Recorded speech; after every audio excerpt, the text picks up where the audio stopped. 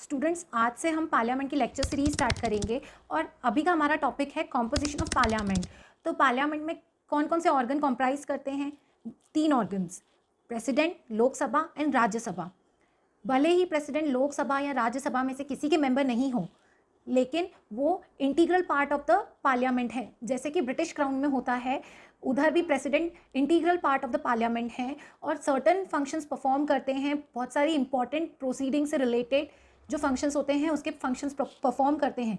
लेकिन अगर हम अमेरिका में देखें तो president is not integral part of the parliament. India में प्रेसिडेंट दोनों हाउसेस ऑफ पार्लियामेंट को समन कराते हैं, लोकसभा को डिसॉल्व कराते हैं और बिल को एक्सेंट भी देते हैं। Rajya Sabha, Rajya Sabha is the upper house of the parliament. Rajya Sabha upper house of the parliament कहलाता है।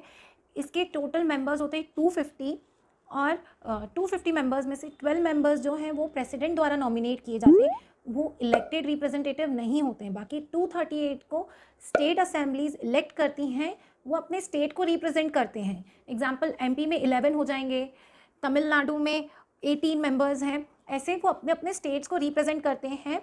इसे जो स्टेट असेंबलीज होती है, लेजिस्लेटिव असेंबली, वो इलेक्ट करती है। और ये जो 238 मेंबर हैं ये रिप्रेजेंटेटिव्स ऑफ द स्टेट है। बाकी 12 मेंबर्स जो होते हैं, जो प्रेसिडेंट द्वारा नॉमिनेट किए जाते हैं, वो इलेक्टेड रिप्रेजेंटेटिव नहीं होते हैं और उनको भी स्पेशल नॉलेज होता है। Special, that person shall be of special knowledge, तो वो नॉमिनेट किए जाते हैं president. Chairman and deputy chairman of Rajya Sabha, according to article 89 of Indian constitution, जो वाइस प्रेसिडेंट ऑफ इंडिया रहेंगे वही एक्स ऑफिशियो मेंबर रहेंगे, एक्स ऑफिशियो चेयरपर्सन रहेंगे राज्यसभा के। अब ये एक्स ऑफिशियो चेयरपर्सन क्या हुए? एक्स ऑफिशियो चेयरपर्सन मतलब सिंस वो वाइस प्रेसिडेंट हैं तो उनकी इस पोजीशन की वजह से वो डायरेक्टली चेयरपर्सन या चेयरमैन बन जाते हैं राज्यसभा के। तो वो इधर इलेक्ट नहीं हुए, वो वाइस प्रेसिडेंट बनने की वजह से, इस पोस्ट की वजह से वो यहाँ के वाइस प्रेसिडेंट है, इसलिए एक्स ऑफिशियो टर्म यूज़ किया जाता है। और वाइस प्रेसिडेंट ही इलेक्ट करेंगे deputy chairman. The office of chairman is vacant और he is acting as vice president.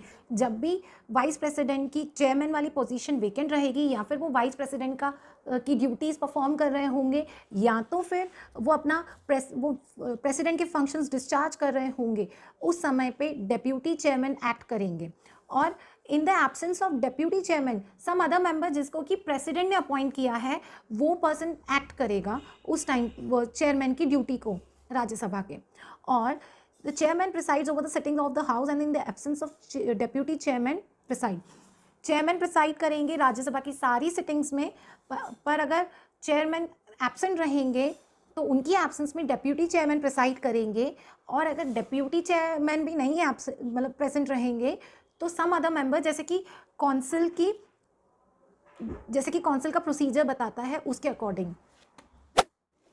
Article 90 of Indian constitution कहता है कि जो डेप्यूटी चेयरमैन है वो अपनी सीट वेकेंट कर देंगे, ऑफिस वेकेंट कर देंगे, जब वो काउंसिल ऑफ स्टेट्स, राज्यसभा के मेंबर होना बंद हो जाएंगे।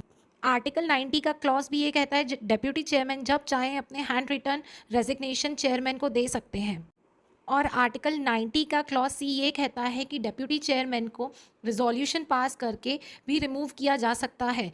उस रिजोल्यूशन में पार्लियामेंट के जितने मेंबर उस टाइम पे प्रेजेंट होंगे उसकी मेजॉरिटी के अकॉर्डिंग उन्हें रिमूव करा जा सकता है, provided that at least 14 days notice दिया गया हो डेप्यूटी चेयरमैन को before passing of that resolution.